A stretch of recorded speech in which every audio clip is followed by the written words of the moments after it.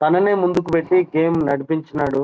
అంటే నాకు తెలిసి ఒక 3 వీక్స్ ఆయన సోనియాను ముందర పెట్టుకొనే గేమ్ ఆడి తనకు బాయ్ బాయ్ చెప్పినాడు. అంటే వెన్నుపోటు పొడిచిన నిఖిల్ అనుకోవచ్చు.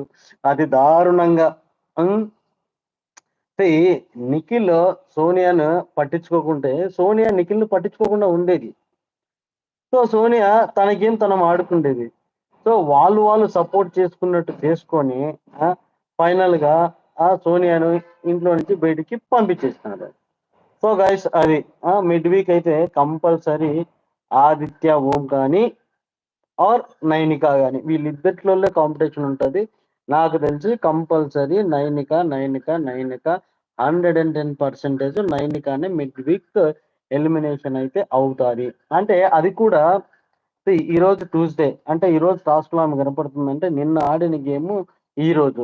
ఒకవేళ ఆమె గనక ఈరోజు షూట్ అయిపోయింటే గనక వెడ్నెస్‌డే ఆర్ థర్స్‌డే ఈ 2 డేస్‌లో ఎవరో ఒకరైతే గనక compulsory mid week without Nagarjuna garu. Nagarjuna garu లేకుండా బుట్టా, బేడా సర్దుకొని బిగ్ బాస్ హౌస్ నుంచి bye bye, bye bye, bye bye అని చెప్పేసుకొని వెళ్తది. అది కూడా డిఫరెంట్ టాస్కులు పెట్టి ఆ టాస్క్‌లో తక్కువగా గేమ్ అన్నారు. అది ఇది అని చెప్పి అది ఒకటి. రెండో పాయింట్ ఏం చేశాడంటే ఆమె ఏ క్లాన్‌లో అవుతుందో ఆ క్లాన్ సభ్యులు అండ్ శక్తి క్లాన్ సభ్యులు వీళ్ళిద్దరి ఒపీనియన్ తీసుకొని ఎవరు హౌస్‌లో ఉండాలి, ఎవరు హౌస్‌లో ఉండకూడదని ఒక నామినేషన్ లాగా పెట్టేసుకొని అప్పుడప్పుడు ఒక అంటే వాళ్ళకే పిటిషన్‌లు పెట్టేసి నైనికానైతే బయటకి పంపే మార్గాలైతే కనపడతా ఉన్నాయి. మనకు కనపడతా ఉంది.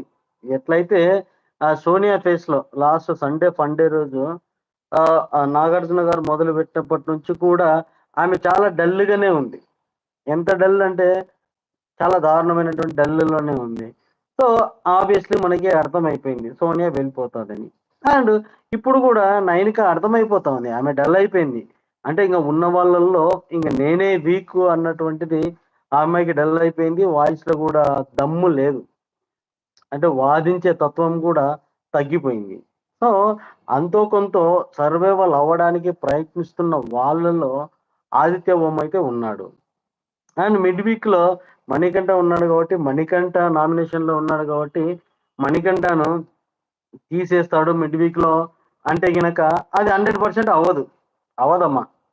ఎందుకంటే బిగ్ బాస్‌కి 50% రేటింగ్ మణికంఠ వల్లనే వస్తుంది.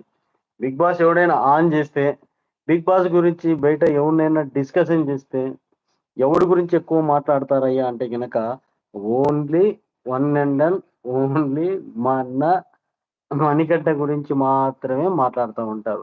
వేరే వాళ్ళ గురించి ఎవ్వరు కూడా మాట్లాడనే మాట్లాడరు. సో, అటువంటి మణికంఠను మిడ్ వీక్ ఎలిమినేషన్ చేసే సాహసం బిగ్ బాస్ చేయడన్నదే నా పర్సనల్ ఒపీనియన్.